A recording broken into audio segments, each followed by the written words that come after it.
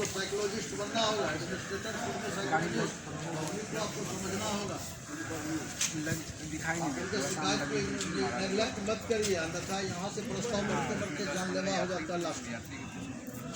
तो विस्तारीकरण का नौबत नहीं लाइए, हर हालत में 60 दिन के अंदर उसको डिस्पोजल कर देना।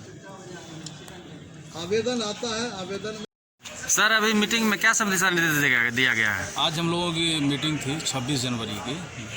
26 जनवरी हम लोग जो पूर्व के भांति हम लोग जितने स्थानों पे शामिल होते हैं, लगभग 25 स्थानों पर वहाँ पे हुएंगे। उसकी बैठक हुई, यहाँ के गणमान्य लोग थे और संबंधित विभाग के सभी पदाधिकारी थे। उसमें एक चीज़ हम लोगों ने ऐड किया है इस बार कि प्रभात फेरी, चूँकि बच्चे लोग इसमें शामिल होते हैं, कोविड-19 के मद्देनज़र प्रभात फेरी का कार्यक्रम इस बार नहीं हो रहा है और खेल या सांस्कृतिक कार्यक्रम कोई भी हम लोग इस बार आयोजित नहीं कर रहे हैं।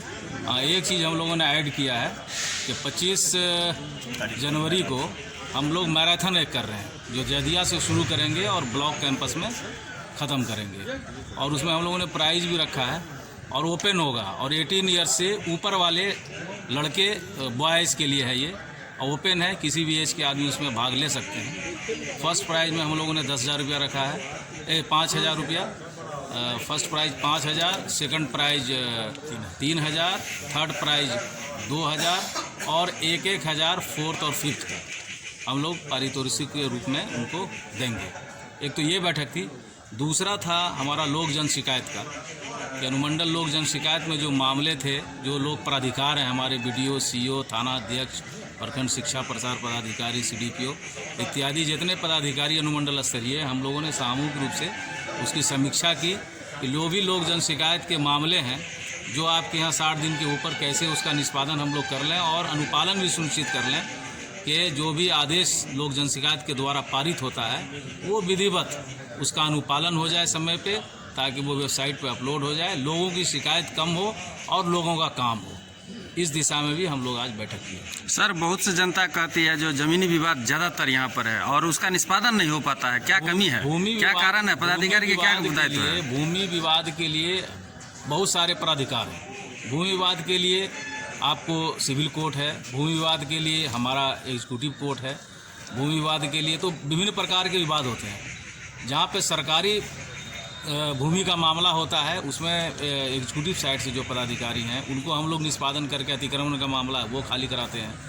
लेकिन रैयती के मामले में टाइटल की जब बात आती है तो वहाँ पे कुछ एक्ट्स है जो ऑथराइज है कौन से कोर्ट करेंगे, लेकिन फिर भी हम लोग उस सभी मामलों को आपसी सौहार्दपूर्ण वातावरण में समाप्त करने के लिए प्रत्येक शनिवार को जनता दरबार लगाते हैं। वहाँ पे हमारे अंचलाधिकारी और थानाध्यक्ष होते हैं, वो लोगों को बुलाते हैं, बात करते हैं, आपसी दोनों का कागज़ वगैरह चेक करके फिर मामला का निष्पादन होता है। और जो मामला नहीं अगर उनके लेवल पर होता है तो हमारे और SDPO साहब के स्तर पे उस मामले को हम लोग बुलाते हैं और उसका निष्पादन करते हैं। और जहां नियम संगत कार्रवाई होती है हम लोग करते भी हैं। विधि व्यवस्था हर हाल में संधारित हो, कोई घटना न घटे, इस बात को हम लोग उसी अवधि में सुनिश्चित कर लेते हैं। आज की बैठक में कुछ पदाधिकारी अनुपस्थित थे? हाँ, जो पदाधिकारी अनुपस्थित हैं उन पर स्पष्टीकरण हमने पूछा है। प्रखंड शिक्षा प्रसार पदाधिकारी थे तो उनका वेतन भी रोके हैं, बाकी अपना वो।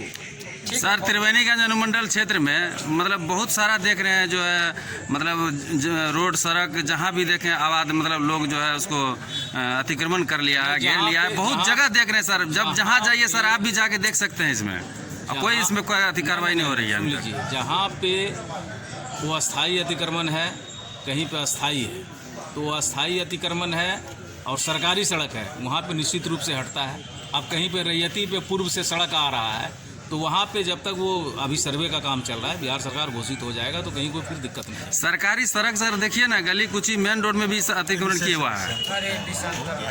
तो ये जो भी अतिक्रमण है, जो भी हम लोग के संज्ञान में आ रहा है उसको वाले में CO साहब, BDO साहब क्या आदेश दिया गया है? देखिए, प्रत्येक महीना में एक दिन बैठक होती है लोक शिकायत से संबंधित, और इसमें लोक प्राधिकार की उपस्थिति बढ़ाने की दिशा में प्रयास किया गया और जितने भी अनुपालन के मुद्दे थे सबको सूची बना के लोक प्राधिकार को उपलब्ध कराया गया और उसको समय सीमा में अनुपालन कराने का निर्देश दिया गया और रिपोर्ट पर ध्यान देने का निर्देश दिया गया ताकि ऑर्डर में क्वालिटी परिलक्षित हो।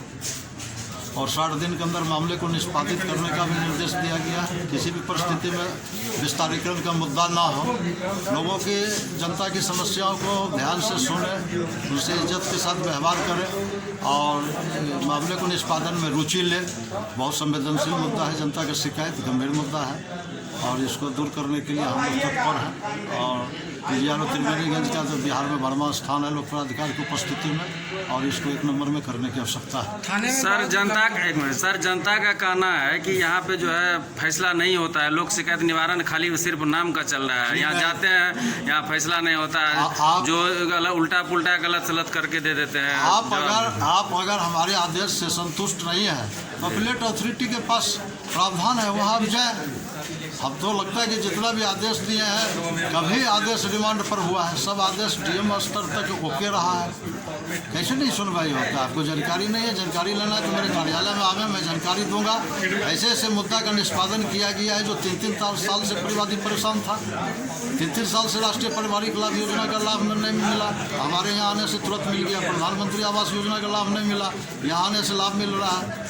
SBM के तहत पैसा नहीं मिलता है टॉयलेट का, यहाँ आके तुरंत मिल जाता है। ऐसी बात नहीं है, गलत आपको जानकारी दी गई। थाना में सर जनता आवेदन देता है, उसका रिसीविंग नहीं मिलता है। सीमित है, सीओ के पास अभी जमीन से संबंधित विवाद में सीमित उसको सुनने की शक्ति है। जब पावर आ जाएगा, नियमावली आ जाएगा तो वो सुनेगा। नापी जोखी सीमांकन करा सकता है, वो नेगेटिव लिस्ट में है। थाना में सर आवेदन दिया जाता है, उसका रिसीविंग नहीं दिया जाता है, क्या कारण है? क्या ऊपर से ऑथराइज है या नहीं है रिसीविंग देने का? आपको MJC का आदेश है, तो हाईकोर्ट के आदेश का अवहेलना कर रहा है। जो व्यक्ति रिसीविंग नहीं देता है तो वो दोषी है। ऐसा प्रावधान है थाना में आवेदन सक्षम प्राधिकार को आप वहाँ दें, वहाँ उस पर कार्रवाई हो। रिसीविंग देने का प्रावधान है। बहुत सारे मामले थाने में पेंडिंग है सर। थाने में पेंडिंग है, तो इसकी जानकारी आप SP DSP ले पेंडिंग वाला करते हैं। पेंडिंग पे थोड़ा हम लोग कर रहे हैं ना। पेंडिंग 60 दिन के अंदर है और 45 दिन के ऊपर जो हो गया, ये 3 गो मामला। 45 दिन के ऊपर अगर मामला हो जाता है तो विशेष संवेदनशील हो जाता है, उस पर फोकस। देखिए, इसमें हर महीना हमको मेरे अध्यक्षता में बैठक होना है, उसी का ये बैठक हम लोग कर रहे हैं लोक प्राधिकार का।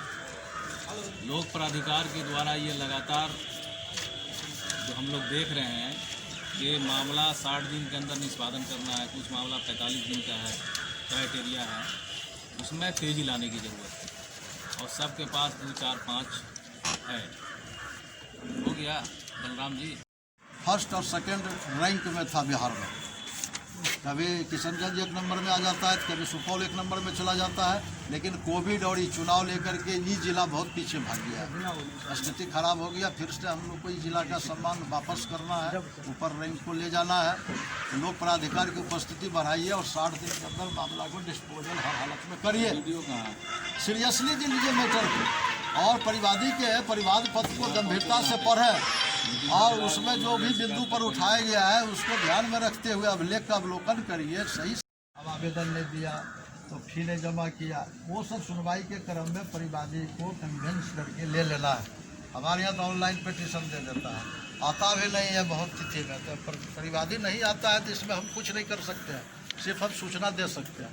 ऐसा नहीं कि वो नहीं आएगा तो वो सुनवाई पर फर्क पड़ेगा, लेकिन आप नहीं आते हैं या आपका प्रतिवेदन समय पर नहीं आता है तो फर्क पड़ जाता है। तो विस्तारीकरण का मुद्दा